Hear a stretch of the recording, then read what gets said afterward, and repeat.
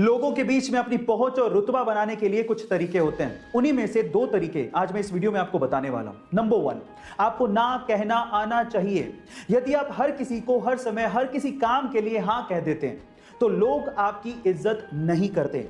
लोग उन्हीं की इज्जत करते हैं जिनकी कुछ सीमाएं होती हैं। इसीलिए ना कहना सीखिए। नंबर 2, अगर आप चाहते हैं कि लोग आपकी बात पे ध्यान दें या आप अपनी बात पर आप उनका ध्यान खींचना चाहते हैं तो अपनी बात को कुछ इस तरह से शुरू करें। मैं ये बात बताना तो नहीं चाहता था, लेकिन गाइस ये दोनों साइकोलॉजिकल फैक्ट आपको कैसे लगे चैट सेक्शन में जरूर लिखिएगा। और ऐसे अमेजिंग वीडियोस के लिए यूट्यूब पे हमारे चैनल को सब्सक्राइब कर लीजिएगा। और अगर आप इंस्टाग्राम पे देख रहे हैं तो मुझे फॉलो करना मत भूलिएगा। मिलते हैं अगली वीडियो में। कोरोना की सिचुएशन में बहुत सारी वीडियोस और पिक्चर्स वायरल हो रही हैं और उनमें से कुछ ऐसी वीडियोस और पिक्चर्स हैं जो कि दिल और दिमाग दोनों हिला देती हैं। कुछ ऐसी ही वीडियो उज्जैन से सामने आ रही है। कोरोना के सेकेंड वेव की वजह से मरीजों की संख्या एकदम से बढ़ गई है और उसकी वजह से एम्बुलेंस से लेके ऑक्सीजन के सिलेंडर तक की कमी हो गई है। अब सिस्टम पूरी तरह से लाचार हो चुका है, लेकिन उज्जैन के इब्राहिम ने सिस्टम की लाचारी का रोना ना रोके अपने आप पे विश्वास रखा और अपनी पत्नी की जान बचाई। कैसे, मैं आपको बताता हूं। उसने एम्बुलेंस का इंतजार नहीं किया बल्कि अपने ही ठेले को एम्बुलेंस बनाया, उस पे ऑक्सीजन का सिलेंडर लगाया और अपनी पत्नी को लेकर चल पड़ा और इस तरह से अपनी पत्नी की जान बचाई। इब्राहिम का यह कहना है कि अगर थोड़ी सी भी देर हो जाती तो शायद वो अपनी पत्नी को नहीं बचा पाते। गाइस, इस इंसिडेंट के बारे में आपका क्या कहना है चैट सेक्शन में जरूर लिखिएगा।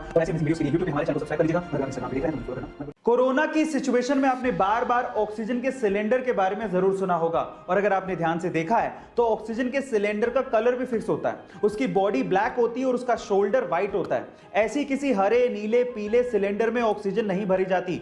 इसका मतलब यह है कि गैस के हिसाब से सिलेंडर का कलर फिक्स होता है। जैसे कि अगर शोल्डर व्हाइट है तो ऑक्सीजन, अगर शोल्डर ब्राउन है तो हीलियम, अगर शोल्डर ब्लैक है तो नाइट्रोजन, अगर शोल्डर ब्लू है तो लाफिंग गैस, अगर शोल्डर ग्रे है तो CO2 गैस और अगर शोल्डर रेड है तो इसका मतलब उसमें कोई फ्लेमेबल गैस भरी है। गाइस, ये इंफॉर्मेशन आपको कैसे लगी चैट सेक्शन में जरूर लिखिएगा। और ऐसे अमेजिंग वीडियोस के लिए यूट्यूब पे हमारे चैनल को सब्सक्राइब कर लीजिएगा। और अगर आप इंस्टाग्राम पे देख रहे हैं तो मुझे फॉलो करना मत भूलिएगा। मिलते हैं अगली वीडियो में।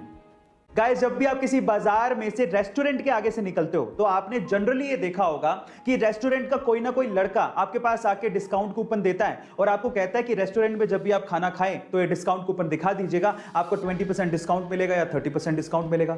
आप कूपन ले लेते हो लेकिन थोड़ी आगे जाने के बाद उसे फेंक देते हो। लेकिन टेली स्टोरी नाम का एक रेस्टोरेंट है, उसने अपना डिस्काउंट देने का एक गजब तरीका निकाला है। उसने 2000 के नोट के जैसे दिखने वाले पेपर पर अपना डिस्काउंट कूपन छाप दिया और उसे सड़क पर फेंक दिया। अब लोग क्या करते हैं, लोग 2000 के नोट जैसा पेपर देख के उसे उठा लेते हैं और जैसे उसे खोलते हैं तो उसमें लिखा होता है कांग्रेचुलेशंस, आपको 20% डिस्काउंट मिलेगा अगर आप होटल में जाके खाओगे तो गाइस, कहां हम लोग डिस्काउंट कूपन फेंक देते हैं, लेकिन यहां पर इन दिस केस मार्केटिंग इतनी जबरदस्त है कि लोग जमीन से उठा के डिस्काउंट कूपन को पढ़ रहे हैं। गाइस, आपको ये मार्केटिंग आइडिया कैसा लगा चैट सेक्शन में जरूर लिखिएगा और ऐसे वीडियोस के लिए YouTube पे हमारे चैनल को सब्सक्राइब कर लीजिएगा और अगर इंस्टाग्राम पे देख रहे हैं तो फॉलो करना मत भूलिएगा। मिलते हैं वीडियो में। गाइस, आपने सोना चांदी लोहा तांबा इन सब धातुओं के बारे में सुना होगा, लेकिन अगर मैं आपसे सवाल पूछूं कि भविष्य की धातु यानी कि फ्यूचर मेटल किसे कहा जाता है तो आप लोग क्या कहेंगे? जी हां गाइस, फ्यूचर मेटल। चलिए मैं आपको बताता हूं। फ्यूचर मेटल यानी कि भविष्य की धातु कहा जाता है टाइटेनियम को और उसके पीछे का रीजन यह है कि टाइटेनियम स्टील के जितना स्ट्रॉन्ग है, लेकिन मजे की बात यह है कि स्टील से 45% तक हल्का है। इसके अलावा इस पे जंग भी नहीं लगती है और सबसे बढ़िया बात यह है कि अर्थ पे नोवा सबसे ज्यादा पाए जाने वाला धातु है।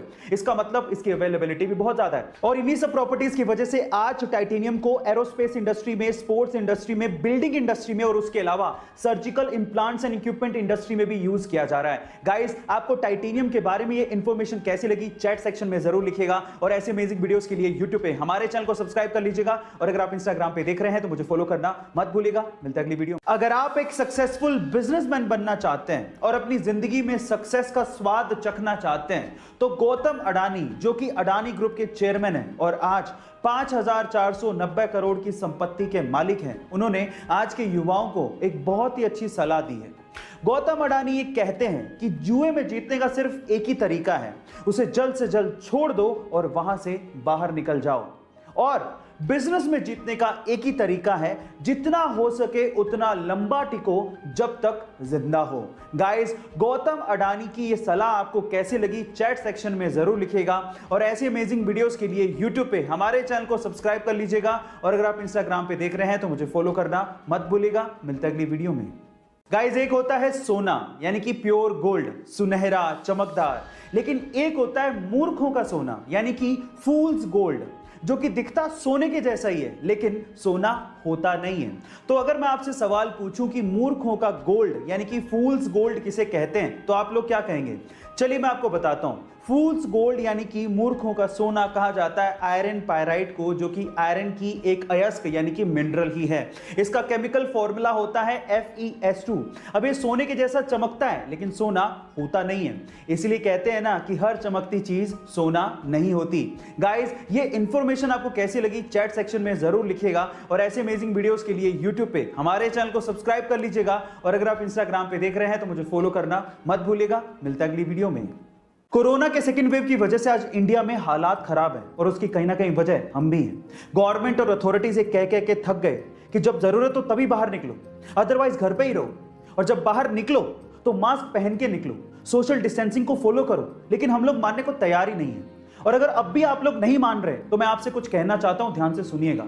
देखिए, आप मास्क पहने ना पहने, घर से बाहर निकलें या ना निकलें, वो आपकी मर्जी है, लेकिन एक बात याद रखना, जब तक जिंदा हो ना तभी तक आप लोगों के लिए एक इंसान हो। जब मर जाओगे ना तो आप लोगों के लिए सिर्फ एक आंकड़ा हो, लेकिन आपके घर वालों के लिए आप पूरी दुनिया हो। इसलिए लोगों के लिए ना सही, सरकार के लिए ना सही, अपनी फैमिली के लिए, अपने घर वालों के लिए कम से कम बाहर निकलो तो मास्क पहनो, सोशल डिस्टेंसिंग को फॉलो करो, और जब जरूरत हो तभी बाहर निकलो। Stay safe, stay at home, wear a mask.